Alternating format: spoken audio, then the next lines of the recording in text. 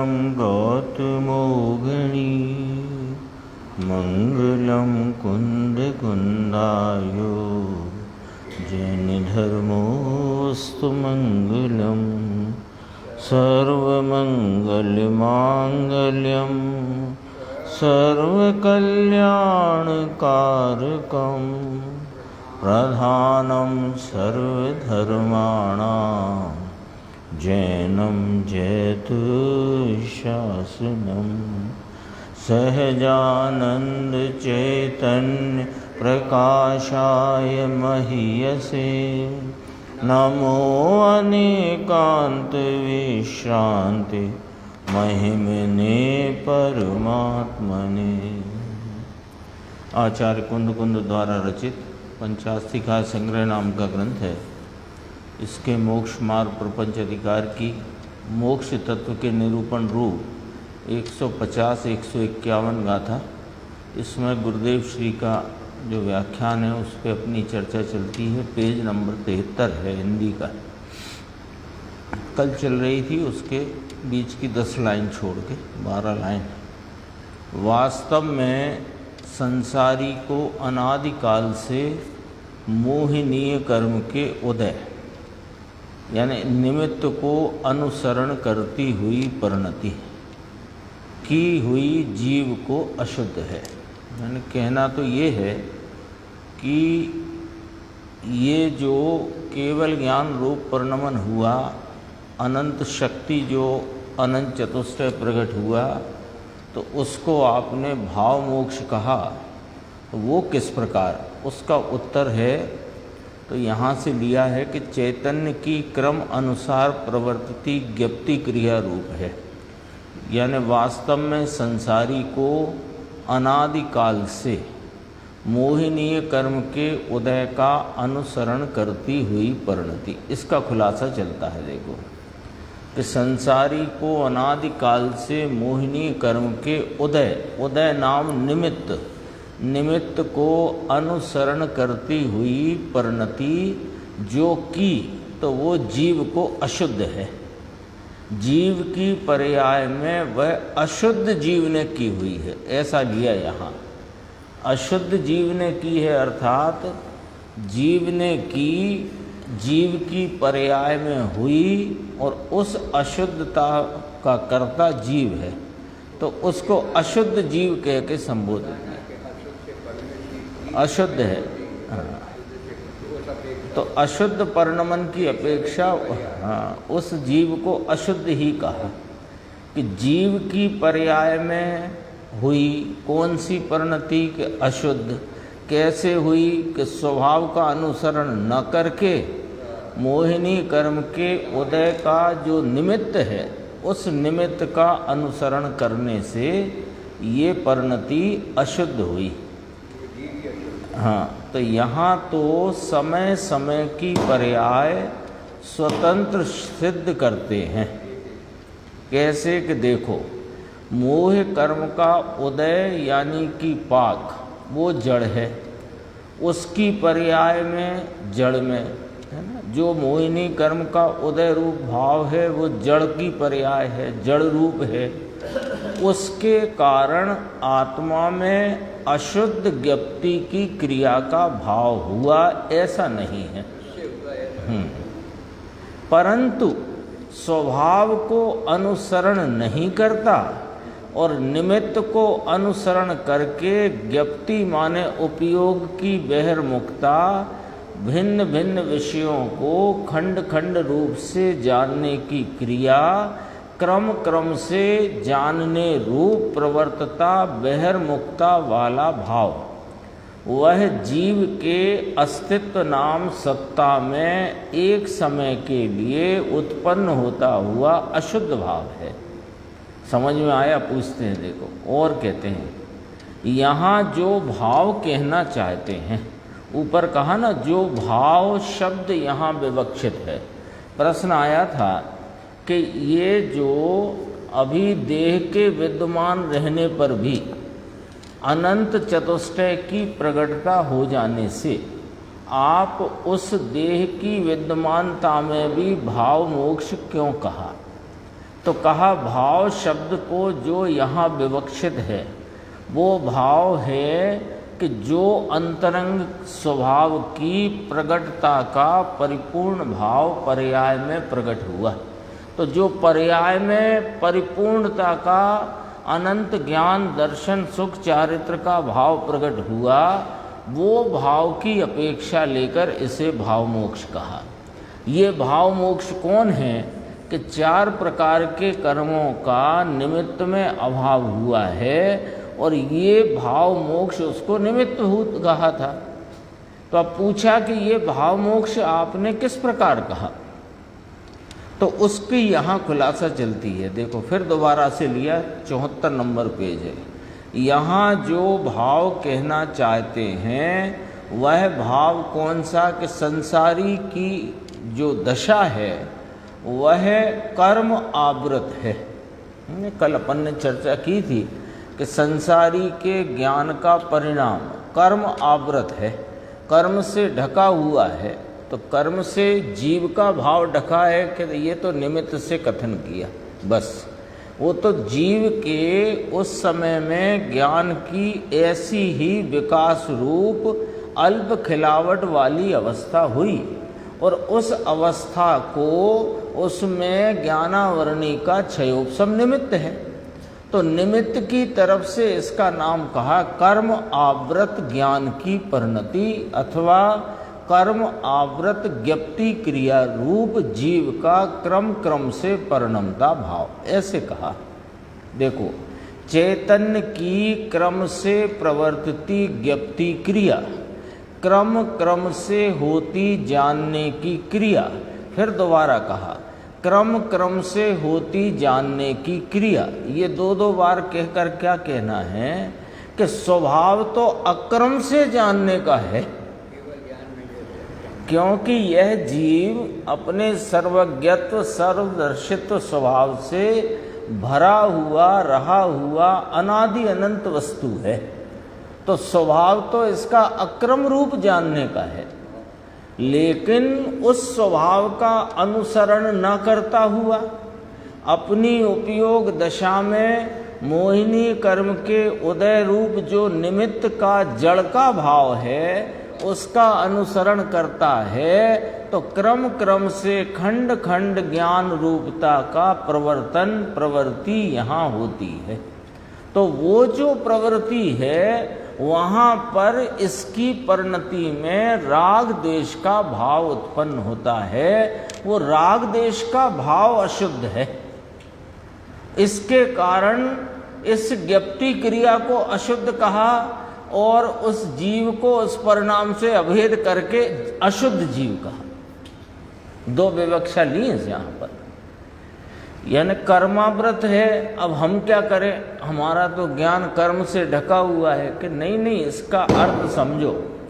इसका अर्थ इस प्रकार है कि जब जीव की स्वयं की उपादानगत योग्यता में अल्प विकास का ज्ञान का परिणाम बहिर्मुख है।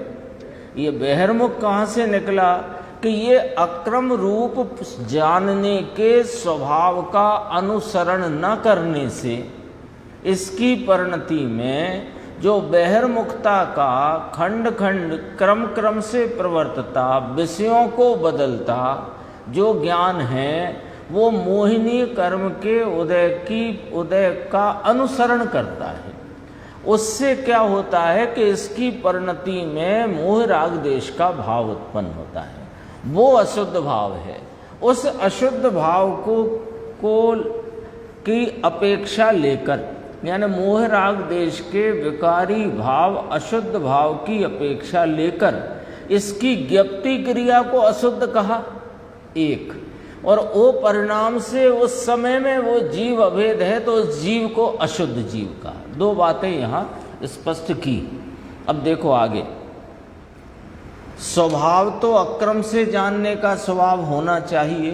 स्वभाव माने ऐसे स्वभाव रूप परिणमना चाहिए, लेकिन ये अपने स्वभाव का अनुसरण न करके ये जो बहिर्मुख ज्ञान की या बहिर्मुख उपयोग की वृत्ति में प्रवर्तन कर रहा है, तो कहा उसके बदले, स्वभाव तो अक्रम रूप से जानने का है, उसके बदले उसके स्थान पर क्रम क्रम से जानने की क्रिया वह संसारी को अनादिकाल से यानी निगोद से लेकर चली आई है। तो अनादि क्यों लिया कि नित्य निगोद से लेकर एक इंद्रिय से लेकर कर्म के कारण नहीं, ऐसा यहाँ कहा। लो शुरू से है, अनादि से है। अब कोई पूछ सकता है कि साहिब यहाँ तो लिखा आचार्य अमृतचंद्र देव ने कि अनादिकाल से मोहिनी कर्म के उदय नाम निमित्त का अनुसरण करती हुई परिणति। तो वे तो लिख रहे हैं आचार्य भगवान कि मोहिनी कर्म का अनुसरण करने से अशुद्ध हुई है, कि नहीं आप पढ़ो इसको, मोहिनी कर्म का उदय जो निमित्त है उसका अनुसरण करती पर्याय, उससे नहीं हुई अशुद्ध, उसका अनुसरण किया जब उपयोग ने बहिर्मुखता रूप बहिर्लक्षी उपयोग, उसमें मोह राग देश का भाव उत्पन्न हुआ है, मोहिनी कर्म से नहीं। इसलिए यहाँ स्पष्ट किया कर्म के कारण नहीं, ऐसा यहाँ कहा। कर्म के निमित्त की पर्याय को मोहिनी कर्म के उदय रूप पाक रूप भाव को जीव अनुसरता हुआ काम करता है, नाम प्रवर्तन करता है, इसलिए उसे दोष होता है, निमित्त ने कराया है ऐसा है नहीं, और स्वभाव का अनुसरण करे तो होता नहीं। ये इसमें इकट्ठी निगोद की बात भी है, इकट्ठी माने शामिल है वो वाली बात। हाँ, वह उसको निमित्त बताया, उसका अनुसरण किया, उसका अनुसरण किया कह करके क्या कहना है कि स्वभाव का अनुसरण नहीं करने से, ये कहना है ना। बाहर गए थे तो पिटे, तो बाहर गए थे तो पिटे, तो इसमें क्या कहना है कि घर में रहो, घर में रहना चाहिए था, उसके बदले तुम बाहर गए तो पिटे, ये कहना है यहाँ पर। निगोद की बात इकट्ठी की, इकट्ठी का अर्थ यहाँ अनादि संसार लिया ना, तो अनादि संसार लिया तो निगोद एक इंद्रिय से लेकर के सब बातें इसमें संसारी की समा गई। कोई कहे, अब देखो इसमें कोई कहे कि निगोद के जीव को कर्म का जोर है, इसलिए उसकी पर्याय में मलिनता है और निगोद में रहना पड़ता है, बिल्कुल झूठ बात है। कर्म का जोर नहीं है ना, भाव कलंक की प्रचुरता से, उसमें आई गाथा भाव है ना, क्या शब्द है उसमें, भाव कलंक पहुरा, भाव कलंक की प्रचुरता से। भाव कलंक माने अपनी ही विपरीत श्रद्धा, विपरीत मान्यता रूप मिथ्यात्व के कारण। तो वो मिथ्यात्व का अपराध अपना के कर्म का, वो अपना अपराध है ना, इसलिए ये बात यहाँ की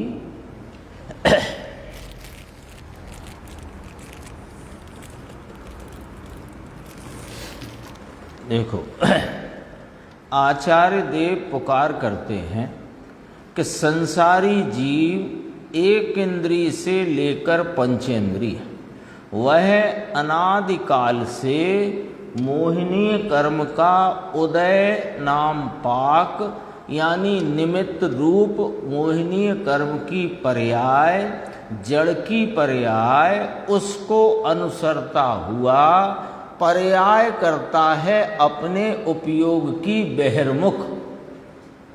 निगोद से लेकर के सब जीव शामिल किए, स्वभाव को अनुसरण करके नहीं करता, इसलिए अशुद्धता है ना। अशुद्धता का यहाँ स्पष्टीकरण किया कि स्वभाव का अनुसरण करके नहीं करता, इसलिए अशुद्धता है। निमित्त को अनुसरण करने वाला उसका अपना दोष है। निमित्त को अनुसरण करने वालों का उसका अपना दोष है। कर्म का दोष जरा भी नहीं है, जरा भी नहीं। तो का निमित्त तो मानो कि हाँ निमित्त है, यही तो बता रहे हैं। तो निमित्त का जरा भी सहयोग, निमित्त का जरा भी सहकार कार्य की उत्पत्ति में नहीं होता, जरा भी जोर नहीं है। आया ना, कर्म का दोष जरा भी नहीं है। निगोद में रहा, फिर कोई कहे कि नित्य निगोद में कर्म का जोर चलता है साहब, और मन वाला हो तब कर्म घटे तब आत्मा का जोर होगा, ऐसा नहीं है, है ना। एक आता है जीवो बलिया कम्मो बलिया, कभी जीव बलवान स्वभाव बलवान, कभी कर्म बलवान, ऐसा नहीं, ऐसा बिल्कुल नहीं है ना। नित्य निगोद में रहा है, अब उसको तो कर्म का जोर है, कोई उपाय बने तो मन वाला हो, फिर वहाँ कर्म का जोर घटे तब आत्मा का जोर बढ़े, ऐसा नहीं है। वहाँ रहा है भाव कलंक की प्रचुरता से, निकलता है भाव कलंक की अल्पता होने पर, और विकास को प्राप्त होता है, यानी मन वाले तक पहुंचता है, संगीपने तक, तो स्वयं अपनी योग्यता से पहुंचता है। और निमित्त में कर्म का उतना जोर कम होता, जोर माने उस प्रकार का उदय नहीं होता। जोर का अर्थ इतना ही है, बस उस प्रकार का उदय नहीं होता। ऐसा कहते हैं ना कि देखो अब मन आया है, मन आया मन वाले संगीपना आया है, तो अब आत्मा का पुरुषार्थ काम करेगा। मन रहित प्राणी को तो कर्म का जोर है तो बेचारे चले जाते हैं। तो कहा ऐसा नहीं है, ऐसा है पर ऐसा नहीं है, समझना जरा। दरअसल में उस जीव की योग्यता नहीं है, और जब जीव की योग्यता नहीं है तो उसके संयोग में मन भी नहीं है, और वैसे पुरुषार्थ का अंतरंग में परिणमन भी नहीं है। तो मन नहीं है इसलिए पुरुषार्थ नहीं है, ये बात झूठ है। पुरुषार्थ अपनी ही योग्यता प्रमाण में नहीं है, और निमित्त में ऐसा है कि उसके मन नहीं है, यानी निमित्तों का ऐसा उदय है कि उस प्रकार का मन का संयोग नहीं है। इतनी स्पष्टता है। अनादिकाल के निगोद से लेकर जीव अपने स्वभाव को अस्थि रूप से अनुसरण नहीं करता। ये शब्द बहुत गंभीर इसमें गुरुदेव ने प्रयोग किया अपने वांचन में, व्याख्यान में, ये शब्द बहुत गंभीर लिया। देखो, अनादिकाल के निगोद से लेकर संसार में भटकता हुआ यह जीव अपने स्वभाव को अस्थि रूप से अनुसरण नहीं करता। यानी क्या करता है कि अपनी जो चैतन्य सत्ता है उसका स्वीकार नहीं करता, अपितु चैतन्य के परिणमन में, भले अल्पता है पर है तो चैतन्य का परिणमन, उस परिणमन में स्वभाव का अनुसरण न करता हुआ और पर द्रव्य निमित्तों के और राग के अनुसरण में प्रवर्तित होता है, और उनमें अपनी सत्ता मानने की के मोह मिथ्यात्व से परिणमता है। अपनी सत्ता जो चैतन्य सत्ता है उस चैतन्य सत्ता का नकार करता है, और जहां अपनी सत्ता का अंश भी नहीं, ऐसे मोह राग देश के भाव उनमें अपनी सत्ता मानता है। सुबह आया था, अविद्यमान को विद्यमान किया है और विद्यमान को तो अविद्यमान करके बैठा है। ये एक पैराग्राफ आया था, क्षति चीज, क्षति को अक्षति किया है और अक्षति को क्षति करके बैठा है। ये पॉइंट है, वो उसका खुलासा कल अपन देखेंगे।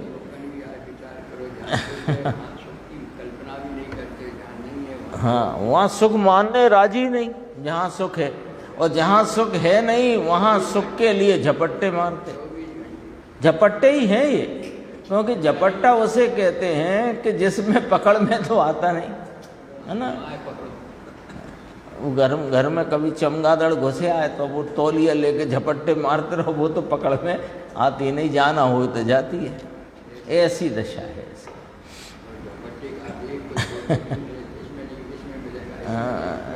क्योंकि मिलता नहीं है तो दूसरे की तरफ दौड़ता है। बहुत गंभीर शब्द है ये, देखो। अनादिकाल के निगोद से लेकर जीव अपने स्वभाव को अस्थि रूप से अनुसरण नहीं करता, कर्म के लक्ष्य को अनुसरण करती अपनी परिणति, अपरिणति है ना, तो आ शब्द हटा दो, गलत छप गया है। अनुसरती परिणति यानी क्रम क्रम से जानने की क्रिया करता हुआ जीव स्वयं के कारण से अशुद्ध है, न कर्म के कारण और न स्वभाव के कारण। वो गाथा आती है ना जो अभी आपने याद की प्रवचन सार की, शुभ से परिणमित शुभ है, अशुभ से परिणमित अशुभ है, शुद्ध से परिणमित जीव शुद्ध है। तो वो जब उसमें शुभ अशुभ और अशुद्ध, वो शुभ अशुभ और शुद्ध ये एक समय के परिणाम की बात है, तो उस परिणाम से अभेद देखो तो उस समय में ही वो देखना है शुभ अशुभ और शुद्ध, सदा काल का नहीं हो जाता है वो। हाँ, वो उधर गुरुदेव ने प्रवचन सार में बहुत खुलासा लिया है उसका। 75 पेज है, देखो। अपन जहाँ पढ़ रहे थे, क्या हुआ है,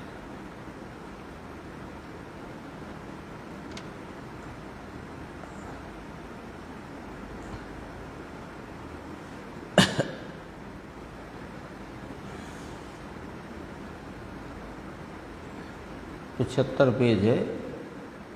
कथम इति चेत प्रभु, ये लिखा कथम इति चेत, चेत माने जानो, प्रभु तुम, फिर कहा आप किस भाव को मोक्ष कहते हो। आपने देह के विद्यमान रहते हुए भाव मोक्ष कहा, जीवन मुक्त दशा को या जीवन मुक्त दशा कही, भाव मोक्ष कहा, सो किस प्रकार, प्रश्न ये है ना।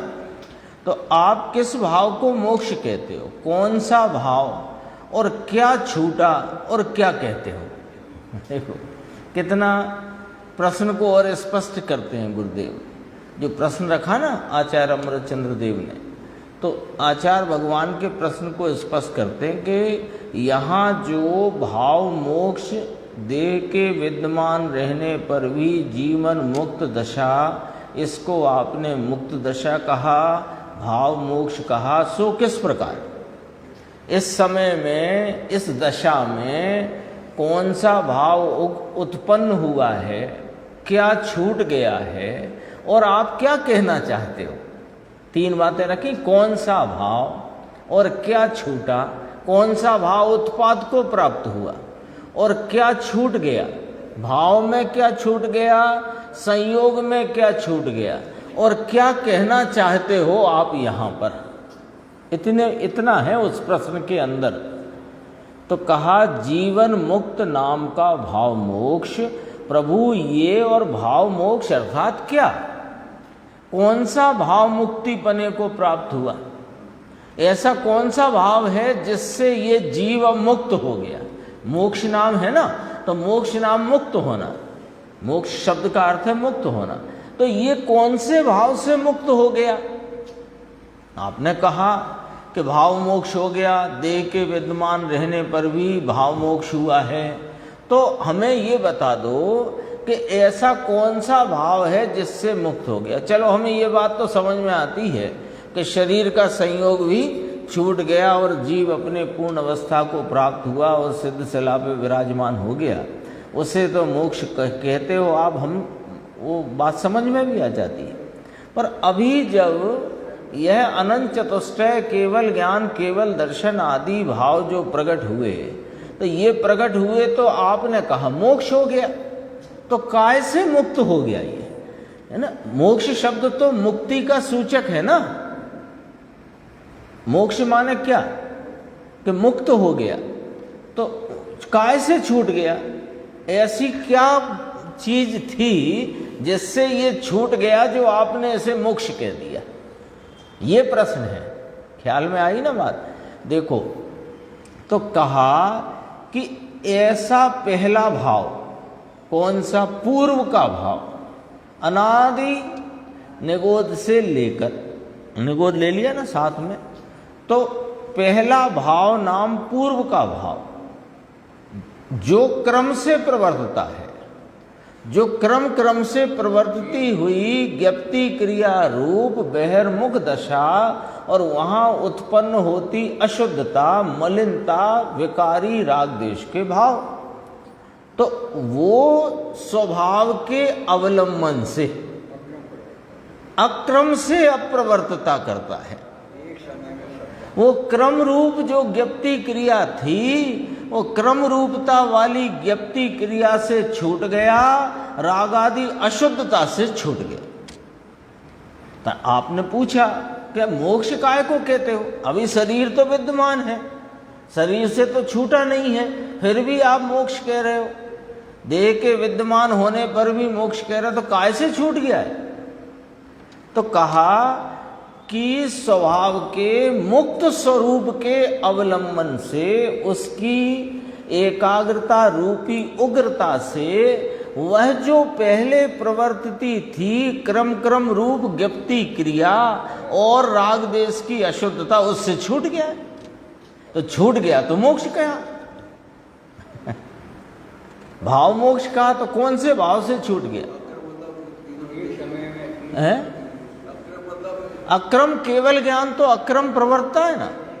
क्रम क्रम से सब विषयों को थोड़ी जानता है। जैसे हम जानने जाएं, कल बात की थी, गुलाब जामुन को जानने जाओ तो छदमस्त को जब गुलाब जामुन का वर्ण भाव जानता है तब रस भाव को नहीं जानता, और जब रस भाव को जानता है तब वर्ण भाव को नहीं जानता, उसके गंध भाव को नहीं जानता, उसके स्पर्श भाव को नहीं जानता, और जब स्पर्श को जानता है तब वर्णादिक को नहीं जानता।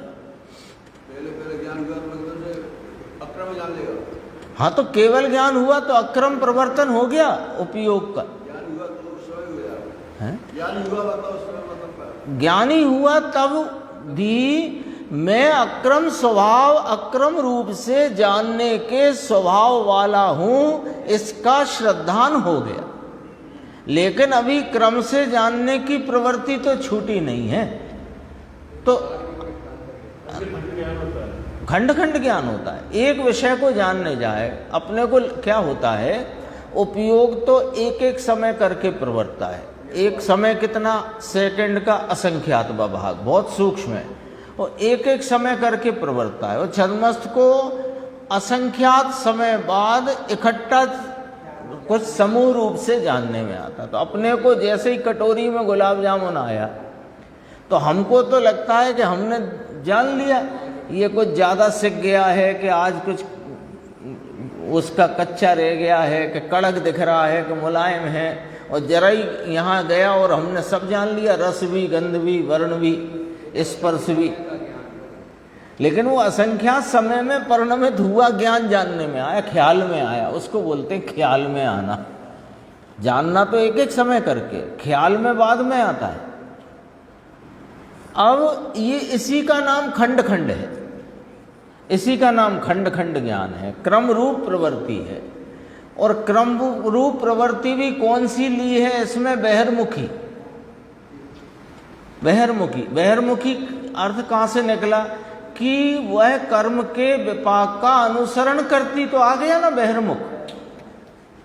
स्वभाव का अनुसरण नहीं करती, कर्म के विपाक का, उदय के पर्याय, जड़ की पर्याय का अनुसरण करती, तो बहिर्मुख हो गई।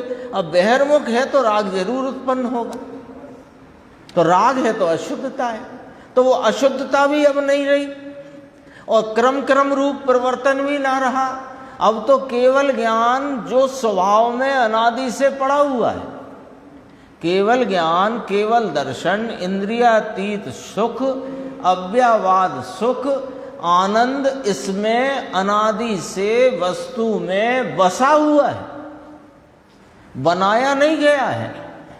लेकिन उसकी अभी संसार अवस्था में प्रकटता अल्प है।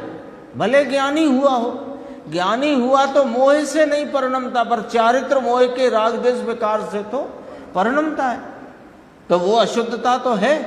अब 12वें गुण स्थान तक, क्षीणमोह गुण स्थान नाम दिया इसमें, वहां तक इसको जब अशुद्धता टली तो फिर केवल ज्ञान, केवल दर्शन, केवल सुख, केवल वीर्य, ऐसा अनंत चतुष्टय प्रकट हुआ। तो वो पूछ रहा है प्रकट हुआ सो ठीक, पर छूट क्या गया जो आपने मोक्ष नाम दिया? तो का जो क्रम क्रम से प्रवर्तन था, अशुद्धता थी, वो छूट गई और अक्रम रूप से प्रवर्तन और शुद्धता का प्रवर्तन प्रारंभ हो गया। सुख का, वीर्य का, अनंत सुख, अनंत वीर्य, अनंत आनंद, अनंत वीतरागता सब प्रकट हो गई। कहां से आई? कि थी सो आई, रही है ना वस्तु में। 64 फुटी चरपराई नीडी पीपर की, वो सबसे अच्छा दृष्टांत है गुरुदेव श्री का, प्राप्त की प्राप्ति। देखो क्या छूट गया जो आप कहते हो मुक्ति पने को प्राप्त हुआ, कि भैया जो पहले भाव चल रहा था क्रम क्रम रूप उपयोग की बहिर्मुख वृत्ति का, वो छूट गया, उसके साथ अशुद्धता छूट गई। अब क्या हो गया कि इसने स्वभाव का अवलंबन लेकर, अब अवलंबन में पूरा ले लो, स्वभाव की के अवलंबन रूप एकाग्रता की उग्रता, उससे वो समस्त अशुद्धता टल गई और स्वभाव में जो भरा पड़ा है अनादि का, वो पर्याय में प्रकट नाम व्यक्त हो गया। ये हो गया, इसलिए भाव मोक्ष कहा। वह क्रम से प्रवर्तता भाव छूट जाता है। भाई मुक्त हो गया तो कहां से क्या छूट गया? कि वो क्रम से प्रवर्तता भाव और उसके साथ रही अशुद्धता छूट गई। लो मौके से ये सूक्ष्म आया, रविवार आए तब ऐसा आए, समझ में आया। देखो रविवार को लोग आते थे भावनगर के आसपास के, तो ये थोड़ा गुरुदेव ने एक और विषय इसमें शामिल किया, अपन उसे पढ़ते हैं। पेज 76 है तो बात की बात पंचास्तिकाय में अंत में आचार्य अमृतचंद देव कहते हैं, वो उसको गुरुदेव को महिमा आती है तो कभी कभी याद करते हैं उसे। देखो, अपनी शक्ति से जिन्होंने वस्तु का तत्व यथार्थ स्वरूप भली भांति कहा है, ऐसे शब्दों ने अमृतचंद्र आचार्य कह रहे हैं कि ये कार्य, टीका रूपी कार्य मैंने नहीं किया है। हाँ, मैंने नहीं किया, ये तो शब्दों में ऐसी शक्ति है, शब्दों में स्वपर को कहने की शक्ति है। तो अपनी शक्ति से नाम शब्दों ने अपनी शक्ति से वस्तु का तत्व, तत्व नाम यथार्थ स्वरूप, तत्व शब्द आता है ना, तत्व ज्ञान, तत्व निर्णय, तत्व अभ्यास, यथार्थ स्वरूप का निर्णय, यथार्थ स्वरूप का ज्ञान, यथार्थ स्वरूप का अभ्यास, तत्व नाम यथार्थ स्वरूप भली भांति कहा है, ऐसे शब्दों ने। अंतिम पृष्ठ पर है, हिंदी में 264 पृष्ठ है, ये गुजराती अंतिम 2 लाइन। अमृतचंद्र आचार्य महाराज स्वयं कहते हैं अपनी शक्ति से है। देखो, अपनी शक्ति से, किसकी शक्ति? शब्दों की शक्ति। अपनी शक्ति से शब्दों ने, जिन्होंने माने शब्दों ने, वस्तु का तत्व नाम यथार्थ स्वरूप भली भांति, ऐसे शब्दों ने कहा है। शब्दों ने कहा है, मैंने नहीं, और मुझ में शब्द करने की ताकत नहीं है। ओह यह समय की व्याख्या, अर्थ समय का व्याख्यान अथवा पंचास्तिकाय संग्रह शास्त्र की टीका कौन ने की है? कि शब्दों ने की है। और मेरे में शब्द करने की ताकत नहीं है। ये अमृतचंद्र आचार्य कहते हैं। अमृतचंद्र देव ने कहा कि आत्मा कभी वाणी का कर्ता नहीं हो सकता, कभी नहीं हो सकता, कभी कर्ता नहीं हो सकता है। वो कोई कहे कि साहब इन्होंने बहुत अच्छा बोला, हाँ जोर से बोला, धीमे बोला, मधुर बोलते हैं, मीठा बोलते हैं, तीखा बोलते हैं, वे दरअसल आत्मा तो कुछ करता ही नहीं। ये सब शब्दों की शक्ति का परिणमन है।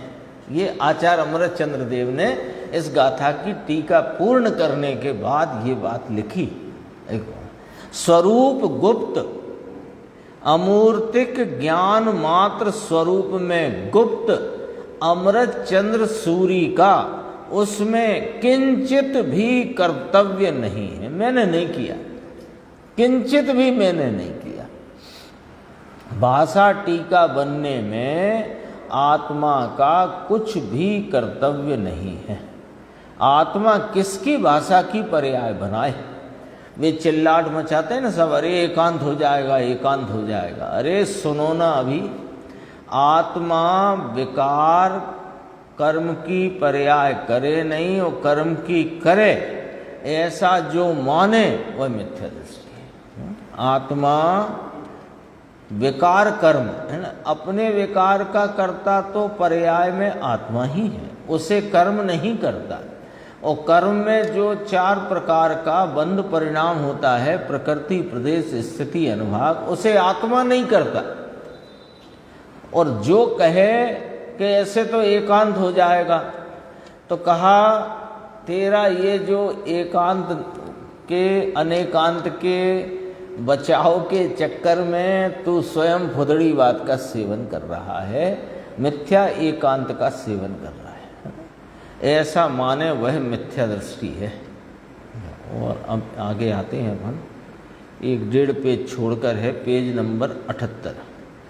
वे कर्म के रजकण पुद्गल की पर्याय उस काल में उसी प्रकार से आने की थी, उसका वहाँ स्वतंत्र पर्याय का धर्म है, स्वतंत्र है। और उसे यह ज्ञप्ति क्रिया का अशुद्ध क्रम से होता भाव निमित्त कहा जाता है।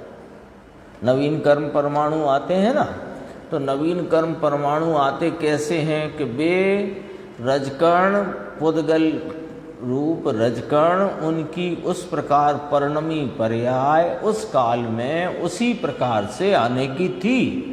सो यह उन जड़ परमाणुओं का स्वतंत्र पर्याय रूप धर्म है।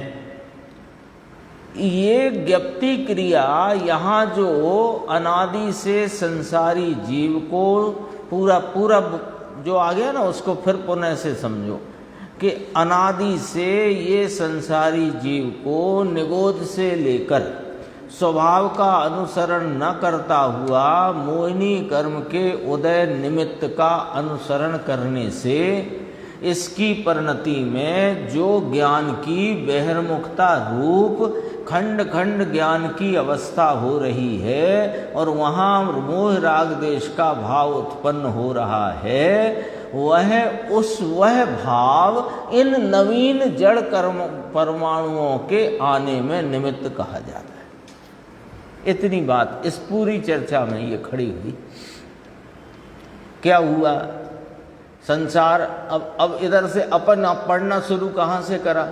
अनादि से संसारी जीव को कर्म का संयोग है नीर क्षीर की भांति, इसलिए यह जीव रागादि भाव से परिणमता है। कि तुम अभी पूरी बात समझो, बात कथन के लिए संक्षेप में इतनी कही सो ठीक है, लेकिन इसका अंदर में मर्म क्या है वो समझो।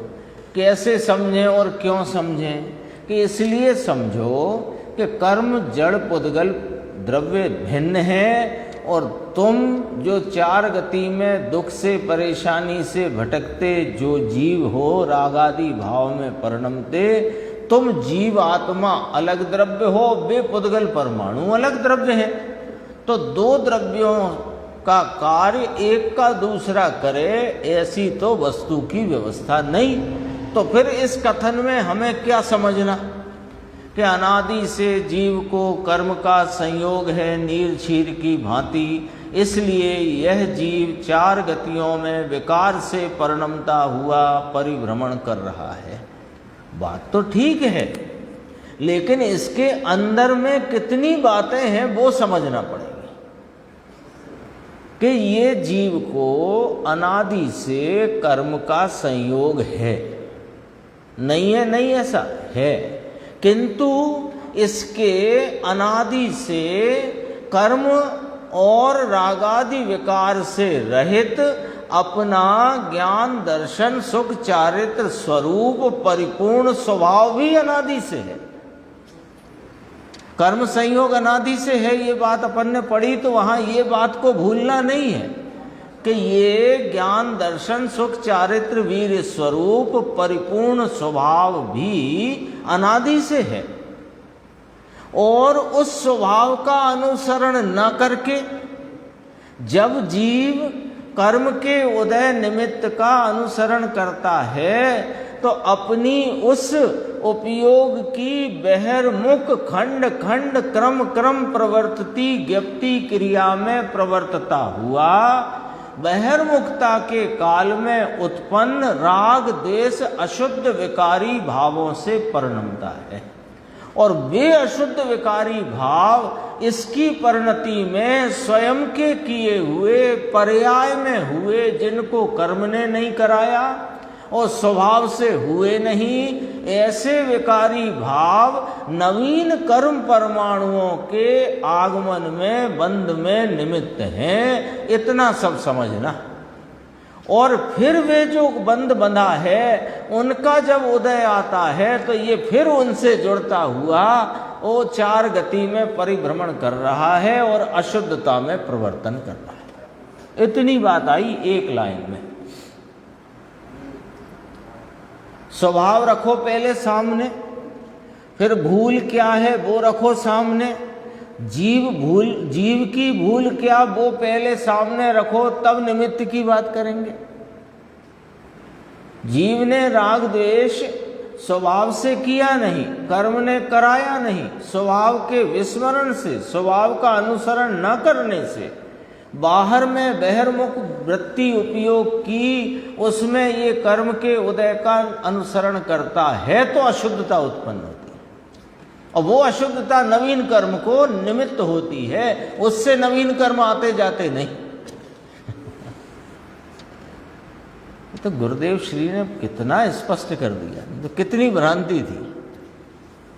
बड़े बड़े विद्वान, यानी उस समय में गुरुदेव श्री के समक्ष कैलाश चंद जी सिद्धांत शास्त्री, पंडित बंशीधर जी और अपने फूलचंद जी सिद्धांत शास्त्री, ऐसे बड़े बड़े विद्वान थे। अब तो इतने बड़े विद्वान भी नहीं है, जिन्होंने न्याय, व्याकरण, भाषा, संस्कृत, प्राकृत, उसमें ही अपना पूरा जीवन झोंक दिया था। ऐसे बड़े बड़े पंडित भी कहते थे कि हमें ये अर्थ नहीं समझ में आया आज तक, जो गुरुदेव श्री ने वहां पर स्पष्ट किया है।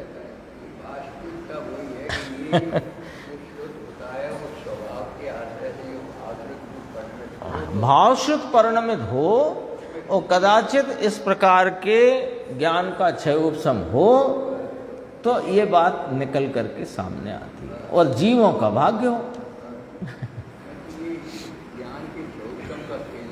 हाँ, नहीं, ज्ञान का क्षय उपशम तो कदाचित इससे भी बहुत ज्यादा हो। अब गुरुदेव तो 6 क्लास 5 क्लास पढ़े थे, लेकिन सब ग्रंथों के अंदर के अर्थ को निकाल करके दिया कि नहीं दिया, बोलो। अपन पढ़ते पढ़ते अपना जीवन निकल जाएगा, गुरुदेव के कहे हुए ग्रंथ सुनना पढ़ना अपना पूरा नहीं हो पाएगा। देखो, यह निमित्त कहा ना, ये ज्ञप्ति क्रिया का अशुद्ध। अब ज्ञप्ति क्रिया अशुद्ध कहने का अर्थ अपन कर चुके हैं न। बहिर्मुख ज्ञप्ति क्रिया में जो राग देश की परिणति उत्पन्न हुई तो उस अपेक्षा से ज्ञप्ति क्रिया को अशुद्ध कहा। तो वह क्रम क्रम से होता भाव निमित्त कहा। किसको? जो आने वाले परमाणु को योग्य काल में योग रूप से परिणमित जो परमाणु आए उनमें ये निमित्त हुआ। यह निमित्त नैमित्तिक और निमित्त उपादान का बड़ा घोटाला है, पार नहीं होता अभी, सर्वत्र गड़बड़ घोटाला। भगवान निमित्त नहीं है ऐसा किसने कहा? परंतु निमित्त से उसमें कार्य होता है ऐसा नहीं है। ये यहां पर सिद्ध करना है। पंचास्तिकाय ग्रंथ 150-151 नंबर की गाथा, जिसमें आचार्य अमृतचंद्र देव ये बात सिद्ध करते हैं। अब पढ़ने को तो कल आया था, अपन ने देखा तो पढ़ने को पढ़ जाए ऐसे ही, और पहले से ही वो निमित्त से होता है ये बात यहाँ फिट है, तो वो तुरंत के वहीं अर्थ निकाल कर काम खत्म। पहले ये फिट करना पड़ेगी, एक द्रव दूसरे द्रव के किसी परिणाम को करने की शक्ति ही उसमें नहीं है।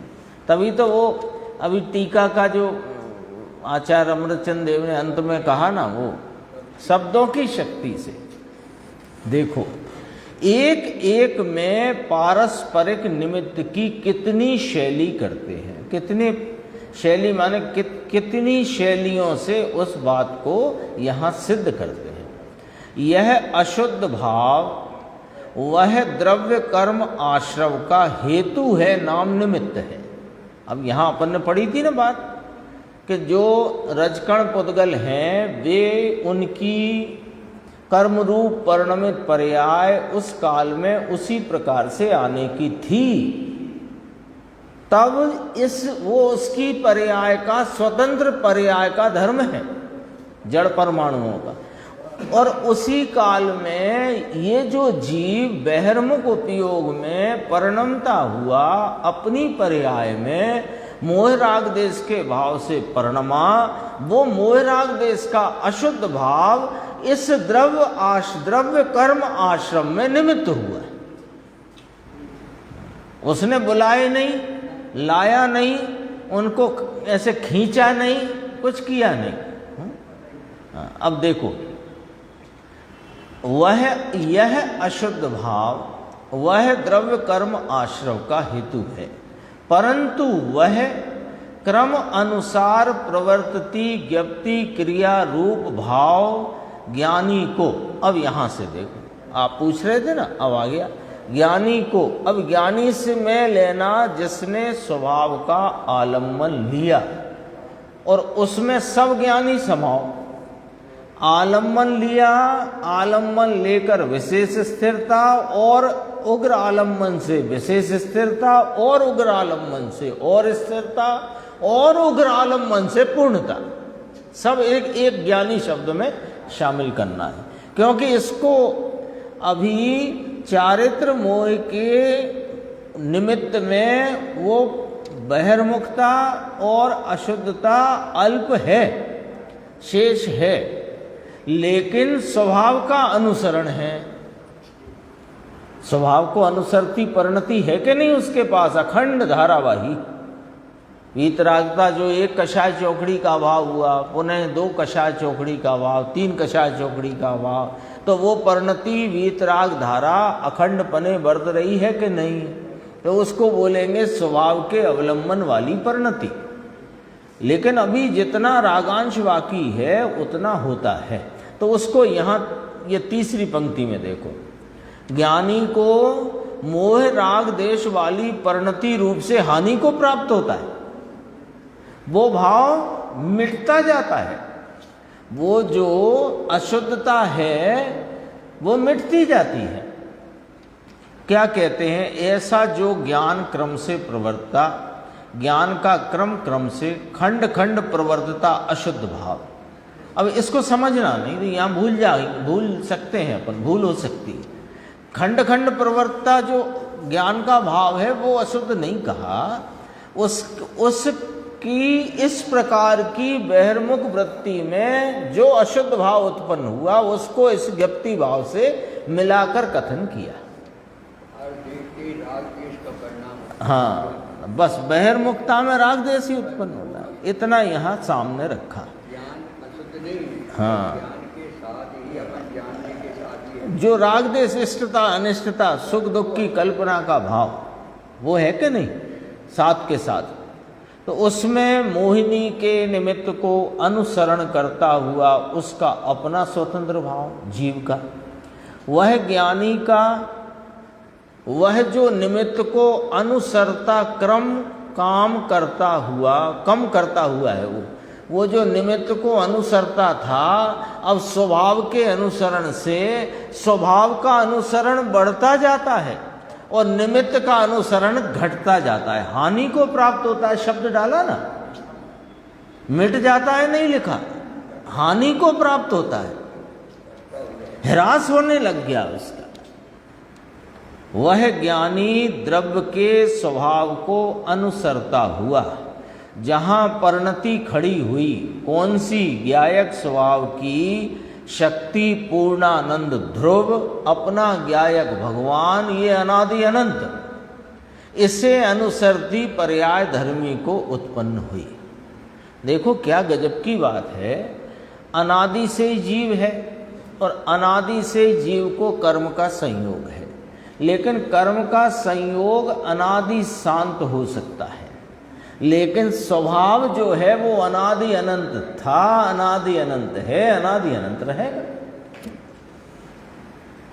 वो उसका स्वभाव कहाँ जा सकता है, और संयोग छूट जाएगा भले अनादि से हो। इस अनादि अनंत अपने है ना, तो वो जो आदिनाथ भगवान है ना, तो आदिनाथ भगवान को वो कवि धनंजय ने अनादिनाथ कहा। आदिनाथ को अनादिनाथ कहा। सब अनादिनाथ है, सब जगत के सब जीव अनादिनाथ हैं। वह ज्ञानी द्रव्य के स्वभाव को अनुसरता हुआ जहाँ परिणति खड़ी हुई, ज्ञायक स्वभाव के अवलंबन वाली, उसे अनुसरती पर्याय धर्मी को उत्पन्न हुई। तो अब क्या होने लग गया कि मोह राग देश वाली परिणति रूप से हानि को प्राप्त होता है। कौन? कि वह क्रम क्रम से प्रवृत्ति जो अशुद्ध क्रिया, मोह राग देश की अशुद्ध क्रिया, वह ज्ञानी को मोह राग देश वाली परिणति रूप से वह क्रिया घटती जाती है, हानि को पाती है, क्रम क्रम से प्रवर्तनापना घटता जाता है। समझ में आया कैसी गाथा और कहाँ रखी बात हो। तो बहुत गजब की बात है। देखो अभी यहाँ कहा गुरुदेव ने, मुझे लगा अपन पढ़ चुके हैं 79। देखो, अब जैन में रहे पंडित लोग जैसे भी, यानी विद्वान सिद्धांत शास्त्री आदि ऐसे है ना सब, वे भी बहुत विचार कर नहीं पढ़ते, विचार कर पढ़ते नहीं, ऐसा कहा हो। गुरुदेव कहेंगे हमने क्या कहा वो सुनो, 2 बार बोला इसलिए। बहुत विचार करके नहीं पढ़ते, यानी शास्त्रों में लिखा है जो वाक्य आचार्य परमात्मा ने संक्षेप में कहा, हर बार थोड़ी कहेंगे ये निमित्त का कथन, ये व्यवहार से कहा, ये निश्चय की बात है, इतना ये तो सब निकालना पड़ेगा आपको। विचार कर पढ़ते नहीं, फिर स्वयं अर्थ जैसा समझ के बैठ गए पंडित, वैसा ही अर्थ दुनिया को सुनाएगा, और क्या करेगा भाई। यदि आप, जिसने ये निर्धारित किया है कि सूरज पश्चिम से उगता है, तो वो तो जब सुनाएगा तो पश्चिम से उगता है यही सुनाएगा। वो काहे को सुनाएगा पूरब से भी उगता है या पूरब से ही उगता है, क्यों कहेगा। तो जैसा अर्थ समझा वैसा अर्थ दुनिया को कहे, बात तो दूसरी क्या करे। समय सार को याद किया गुरुदेव ने, समय सार में कहा है, विद्वान जन निश्चय को तजकर व्यवहार को जो करते हैं, निश्चय को छोड़कर व्यवहार को करते हैं। ये बात समझना क्या कहना है। निश्चय को छोड़कर व्यवहार को करते हैं, इस तारतम्य में जो गुरुदेव ने उस गाथा को याद किया, 156 गाथा, उसका अर्थ यहाँ क्या निकल करके आता है। निश्चय क्या छोड़ा कि एक द्रव्य दूसरे द्रव्य का कुछ परिणाम करता नहीं, कर सकता नहीं, यह वस्तु स्वरूप का यथार्थ निश्चय छोड़ दिया और जो कथन आचार्य भगवंतों ने निमित्त नैमित्तिक की पद्धति वाले व्यवहार के कथन कहे, उस व्यवहार को ही परमार्थ रूप से प्रतिपादन करना शुरू कर दिया। इसका अर्थ है निश्चय को छोड़कर व्यवहार में वर्तन करे। लिया है ना ये? उसे ही निश्चय बता लेंगे। कर्म आत्म प्रदेशों में आते हैं। जब जीव राग देश करता है तो जीव अपने राग आदि विकारी भावों से कर्मों को बांधता है, चाहे तो 70 कूड़ा कोड़ी के बांधे, चाहे तो अंतः कूड़ा कोड़ी के बांधे। जीव कैसे चाहे? वो तो जीव अपनी परिणति में स्वभाव का अनुसरण नहीं करके, ये पॉइंट याद रखना हमेशा, मोहिनी कर्म के उदय का अनुसरण करना पड़ो जब भी, तो उसमें ये साथ में मिला लेना, स्वभाव का अनुसरण नहीं करके, है ना। वो बात तो जैसे बाहर गए तो पिट के आए, अभी कह रहे थे, तो घर में रहते, इसका मतलब घर में ना रहे तो पिटे, ये अर्थ हुआ इसका। देखो, निश्चय नए बिना आत्मा की मुक्ति कभी होती नहीं। यह आता है गाथा 156 पुण्य पाप अधिकार की विद्वत जन भूतार्थ तज व्यवहार में वर्तन करें, परंतु कर्म क्षय का विधान तो क्या है? निश्चय नयाश्रित मुनिवरो प्राप्ति करें निर्वाण की। गाथा है विद्वान व्यवहार नाम धराकर, यानी विद्वान नाम धराकर निश्चय की वस्तु को, भूतार्थ को छोड़ देते हैं और व्यवहार को पकड़ते हैं। ऐसा लिखा था, ये गाथा है, देखो। मोतूर्ण निश्चयठम व्यवहारेण विदुषा पवट्टन्ति परमठम मत्स्यदान दुजदीन कम्मखो विहियो। भगवान कुंद आचार्य कहते हैं, यहाँ से विषय थोड़ा बहुत गंभीर आने वाला, बस इतनी पढ़ता हूँ 3 पंक्ति। भगवान कुंद आचार्य कहते हैं कि अरे विद्वानों, तुम मोतूर्ण नाम निश्चय सत्य वस्तु के अर्थ के प्रयोजन को छोड़कर व्यवहारेण विदुषा पवदंती, अकेले व्यवहार में प्रवर्ते हो और व्यवहार की बात तुम सिद्ध करते हो, परंतु उस व्यवहार से कभी मुक्ति फुक्ति नहीं होती, जरा भी उपयोगी नहीं है। व्यवहार जानने के लिए उपयोगी है। हाँ, तब उसने कहा कि व्यवहार छोड़ने के लिए उपयोगी है। ऐसा कहते हैं ना कि जो रागादि भाव हैं, आश्रव भाव कहे ना उन्हें, उसका प्रश्न समझना बस। रागादि भाव को क्या भाव कहा? शास्त्र के शब्द से आश्रव भाव। आश्रव भाव कौन है? अब अपन 7 तत्व का फैलाते हैं ना, कि जीव तत्व आश्रय लेने योग, अजीव तत्व गे रूप, आश्रव हे रूप गे, ऐसा कहते हैं ना, हे रूप गे, यानी कि छोड़ने के लिए उपयोगी है। उसका प्रश्न यहाँ से आया। हे रूप है ना, त्यागने के योग्य, तो छोड़ने के लिए उपयोगी है। तब गुरुदेव ने कहा नहीं, छोड़ने के लिए नहीं, जानने के लिए उपयोगी है। इसकी चर्चा अपन आगे की